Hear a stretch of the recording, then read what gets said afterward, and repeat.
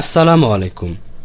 এই ভিডিওতে আমি আলোচনা করব আপনারা আমার ডিসপ্লেতে যে ফেদার ইফেক্ট ডিজাইনটি দেখতে পাচ্ছেন কিভাবে আমরা অ্যাডোবি ইলাস্ট্রেটর সফটওয়্যার ব্যবহার করে এই ধরনের ইফেক্টগুলো তৈরি করতে পারি সেই প্রসেসটি এই ভিডিওতে দেখাবো স্টেপ বাই স্টেপ। তো আপনারা যারা আগে থেকে এই কাজটা সম্পর্কে জানেন তারা চাইলে ভিডিওটা স্কিপ করতে পারেন। আমি চাই না আপনাদের মূল্যবান সময়টি এই ভিডিওতে নষ্ট করেন।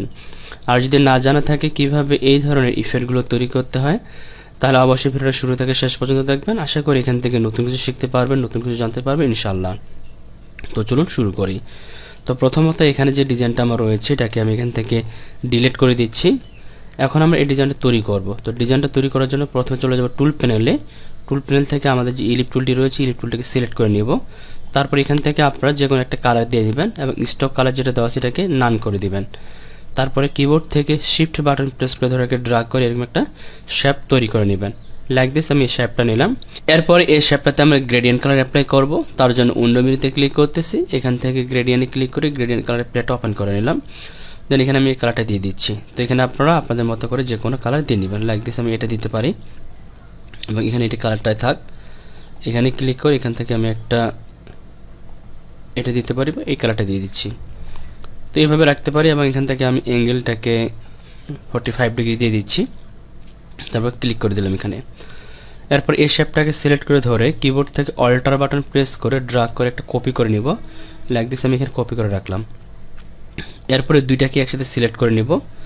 সিলেক্ট করার পর এখান থেকে ব্লেন্ড টুল দেওয়া আছে, ব্লেন্ড টুলটা ক্লিক করবে একবার। তারপর এটাতে একটা ক্লিক করব, এটাতে একটা ক্লিক করব, তাহলে এরকম আসবে। এটাতে আবার ডাবল ক্লিক করব, তাহলে আমাদের ব্লেন্ডের এই অপশনটা ওপেন হবে। তো এখান থেকে আমরা স্পেসিফাইড স্টেপ দিয়ে দিব এবং এখান থেকে আমরা 250 দিয়ে দিব ইফেক্টটা। তারপর ওকেতে ক্লিক করব, তো এরকম একটা লাইন পেয়ে যাব। এটাকে আমি একটু সাইডে রাখতেছি এখানে।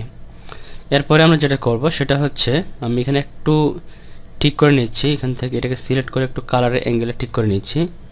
এখান থেকে কালারের অ্যাঙ্গেলটা -90 করে দিই। এই পাশেটাকে ধরেও এটাকে -90 করে দিই। ওকে, তো আমি এভাবে দিলাম।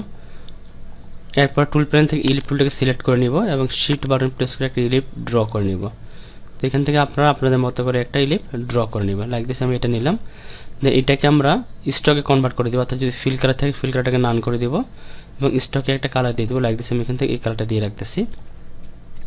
বাইরে ক্লিক করব, এটাকে সিলেক্ট করব। এখান থেকে আমরা চলে যাব টুল প্যানেলে, সিজার্স টুলটাকে সিলেক্ট করে নিব। দেন এখান থেকে এটাকে ডিভাইড করে দেবো। এখানে ক্লিক করে এটাকে ডিভাইড করে নিলাম।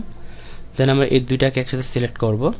সিলেক্ট করার পর চলে যাব অবজেক্ট মেনুতে, এখান থেকে ক্লিক করব ব্লেন্ড, ব্লেন্ড থেকে রিপ্লেস স্পেন এটাতে ক্লিক করে দিব। তাহলে এই ডিজাইনটাতে আমরা এটা চলে আসবে।